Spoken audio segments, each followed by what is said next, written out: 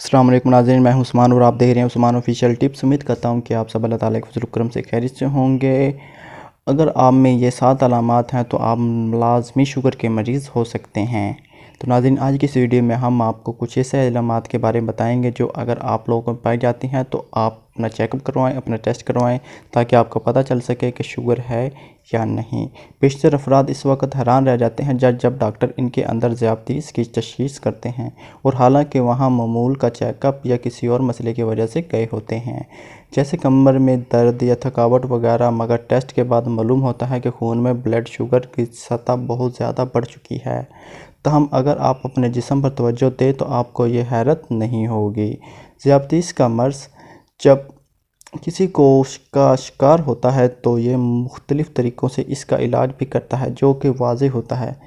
और प्यास महसूस होना, अगर आपका मुंह ज़्यादातर खुशक रहने लगता है और दिल करता है कि हर वक्त पानी पीते रहें, मगर प्यास का ये एहसास मुंह में नहीं दिमाग में होता है, चाहे मुंह खुशक ही क्यों ना हो रहा हो। दर हकीकत दिमागी खलियात को ग्लूकोज़ की मुस्तहकम सप्लाई होनी चाहिए होती है, मगर ये होती नहीं।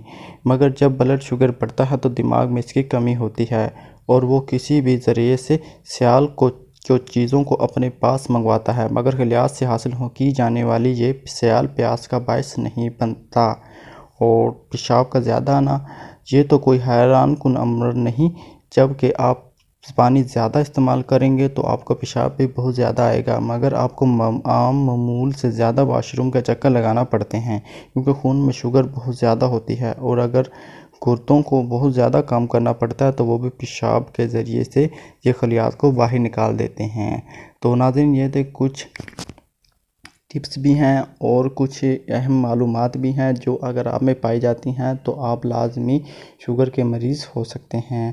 तो अगर आप में पाई जाती हैं तो आप अपना इलाज करवाएं, टेस्ट करवाएं, और आपको पता चले कि शुगर है या नहीं।